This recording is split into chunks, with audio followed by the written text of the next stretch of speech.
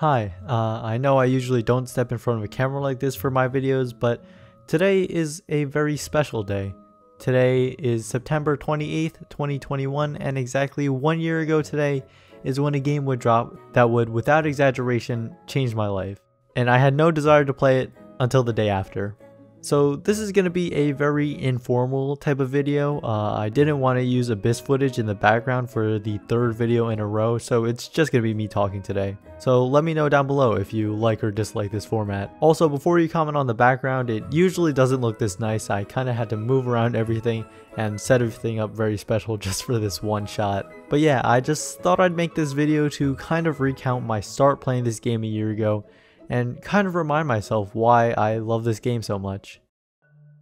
So yeah, the first time I ever saw Genshin, it was on Twitter on the day of release, and I just thought it was another random console release, and I still don't own an Xbox or a PlayStation, so then I kind of just ignored it and then forgot about it quickly after. But then the next day, my friend Thomas in Discord was playing it and streaming it to our channel, and right when I saw it, I was like, okay, I need to play this game. I distinctly remember everyone who was there that day wanted to play it, so then we all downloaded it, but the servers must have been under super heavy stress, so for everyone it was going at like super slow speeds. So in the meantime, we went on the official website to try and get a better idea of what the game was actually about, and that's when we looked at the character list, and I just immediately fell in love with the character designs of the game.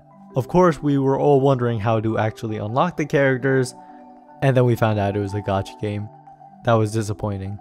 But that's also why I was even more surprised when I actually opened up the game and was blown away by the polished, stunning open world for me to explore. Previously, I had really only played Nintendo games and first-person shooters, so my enjoyment of Genshin was really unexpected in a lot of ways.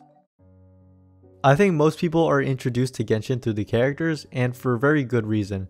They have such striking visual designs, yet they are so culturally rich in inspiration. Their animations and voice acting gives them so much life, far beyond most other gacha games. And although most characters tend to get reduced to one of their most prominent traits, when you dig deeper into their lores, you are greeted with a lot of depth, allowing you to find things about the characters that you can genuinely relate to, such as their flaws and struggles. And when it comes to gameplay, in general, I would say there is a wide variety of playstyles for people to explore and have fun with. You might not like every character, and you don't have to, but it really does feel like there is someone out there for everybody.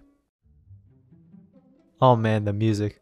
I wouldn't even consider myself really a video game OST fan, but something about Genshin's music just really speaks to me. It always just perfectly seems to capture the emotion that I want to feel at that moment. If you haven't watched the recent behind the scenes video for Inazuma's music, please do yourself a favor and go watch it. It's 27 minutes long, but it's definitely a worthwhile watch. I have so much appreciation for the lengths they go to make the music culturally accurate. If there's anything I could say I have 100% confidence in that I will never be disappointed by, it's new soundtracks.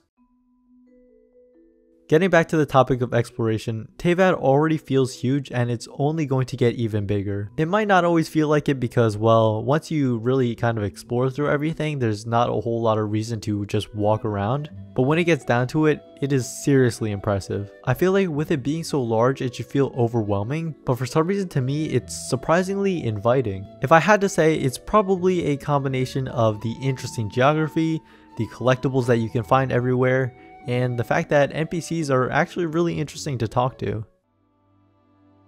I won't talk about this one too much since I feel like it's the most polarizing of all the things I've mentioned. I mean, the story certainly has its ups and downs, but at the end of the day, the thing that is really the most important is if you enjoy it or not. And I really find myself enjoying the story. It may not have the most complex plot in the world, but the writing team does a really good job of leaving little things for us to pick up on. It's always really fun to see what kind of little details people can find and what kind of theories the community can come up with. And while the focus on the different characters in the game isn't exactly equal, I do think they in general do a pretty good job of incorporating the characters in a variety of different ways and making them feel unique to each other. Personally, I always look forward to new story in any update we get.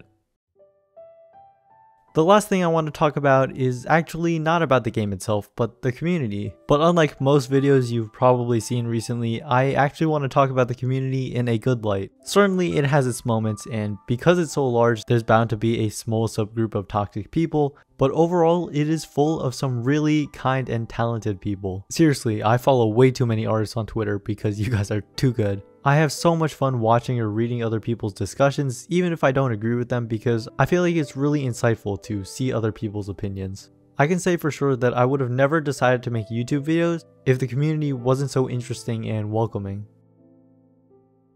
Lastly, I just want to say thank you. I didn't want to talk too much about my personal journey on YouTube because I'm saving that for the Red Flame 1-year anniversary in January. But anyways, thank you Genshin for providing me hours and hours of entertainment, both in the game playing and outside of the game, researching for videos and watching various content creators. Thank you for giving me an outlet to talk about the things I'm interested in with random people on the internet. And overall, thank you for a fun and exciting year. And lastly, thank you to you, all the viewers who have been supporting me. Whether you've been with me since day one or since just today, I wholeheartedly am appreciative of every single one of you. Because although Genshin has done a lot, and although I've done a lot for the channel, I wouldn't be where I am without you guys. So as always, thank you for watching, and here's to another great year.